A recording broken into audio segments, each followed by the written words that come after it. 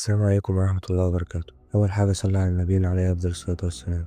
النهاردة في قصة مختلفة، فيها حكاية جديدة من نوعها، حكاية مستشفى الخنكة. جهز نفسك ليلة جديدة من الرعب. يلا بينا.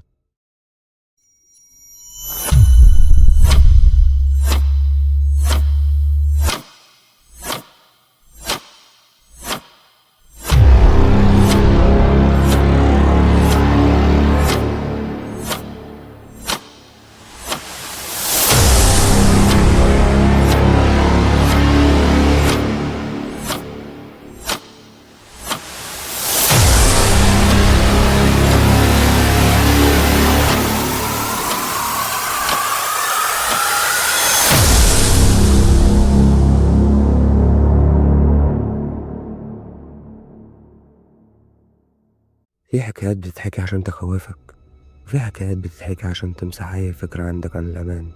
لكن الحكاية دي مش مجرد قصة رعب، دي حكاية حصلت في مكان حقيقي، في جناح 8 مستشفى الخنكة. محمود طالب تمريض في سنة رابعة، شاطر ودماغه شغالة، بس عنده مشكلة. يحب يدور في اللي مش مفروض يدور فيه. اتوزع تدريب على مستشفى الخنكة. أول ما دخل من الباب شاف راجل عجوز قاعد في الاستقبال، وشه باين عليه العصبية. قال له: لو شفت باب مفتوح اقفله وما تبصش جواه. محمود ضحك، بس ما كانش يعرف إن أول ضحكة في المكان وآخر راحة هيحس بيها.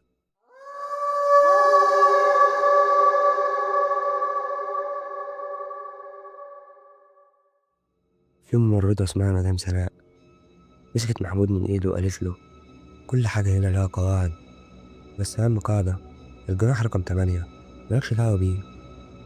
سأل عليه، قالت له: لأنك لو قربت هتشوف وهتسمع ومش هتعرف تسكت. محمود مخدش كلامها جد، بالعكس فضوله زاد. أول ما غطشية عليه الدنيا ساكتة تماما بعد الساعة 1:30. فجأة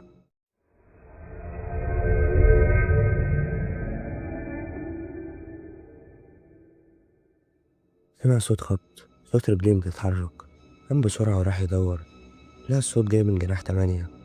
بص من العين السحرية، شاف نور ضعيف جوه، وشخص واقف من بعيد ملامحه مش واضحة، بس جسمه مش ثابت، بيتهز كأنه مش بني آدم. تاني يوم وهو بينضف الدولاب بتاع التمريض لقى ظرف مكتوب عليه بخط مش واضح. لو قريته هتدخل. جواه ورقة مكتوبة من ممرضة قديمة اسمها سهير، اختفت سنة 91. مكتوب فيها: الجناح مش فاضي، الجناح بيتنفس، وفي كل ليلة بيجذب روح، وأنا كنت أول واحدة. هنا بقى محمود بدأ يفهم إن المكان ده مش عادي. وفي الليلة الرابعة محمود سرق المفتاح من الحارس وقرر يدخل. الباب اتفتح لوحده، وريحة غريبة شبه ريحة تعفن لحم قديم. الأرضية متغطية تراب، بس عليها آثار أقدام جديدة. وعلى الحيط مكتوب بخط شبه محفور، مكتوب: أنا اللي رجعتهم ومحدش سألني ليه. في آخر الممر شاف كرسي حديد مربوط عليه حزام، والحيطة اللي وراه مدهونة دم. بعد كده لقى شريط كاسيت قديم مكتوب عليه سهير على الاعتراف الأخير. شغال وسمعه، كان متسجل في الشريط: اللي دخل الجناح عمره ما خرج زي ما دخل. الجناح بيستقبلك كأنك ضيف، بس لما تبص وراك تلاقي نفسك كنت ضحية.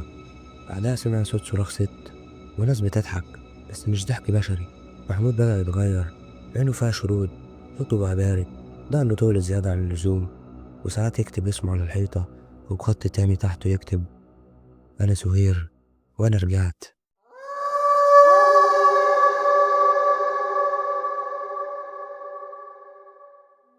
ودي كانت القشة اللي كسرت علي محمود. في الليلة السابعة محمود دخل الجناح وما خرجش تاني. الكاميرات سجلت لقطة أخيرة: محمود واقف قدام باب الجناح بيبص للكاميرا ويبتسم، ووراه كانت ممرضة لابسة أبيض، وشها ملوش ملامح، والصورة قطعت على كده. مفيش أي ورق بيقول إن محمود اشتغل هناك، ملفه اختفى من الأرشيف. بس من يومها كل سنة حد بيختفي من جناح 8، وكل سنة المذكرة بتتجدد، وكل سنة باب الجناح بيتفتح لوحده الساعة 3:13 بالظبط. السؤال هنا: لو كنت مكان محمود وسمعت حد بيناديك من ورا الباب، هل هترد ولا هتجري حتى لو الرعب بقى وراك؟ لو عجبتك القصة اعمل لايك، ما تنساش الاشتراك عشان تكون أول من هيسمع القصة الجاية من حكاية طاحون. سلام.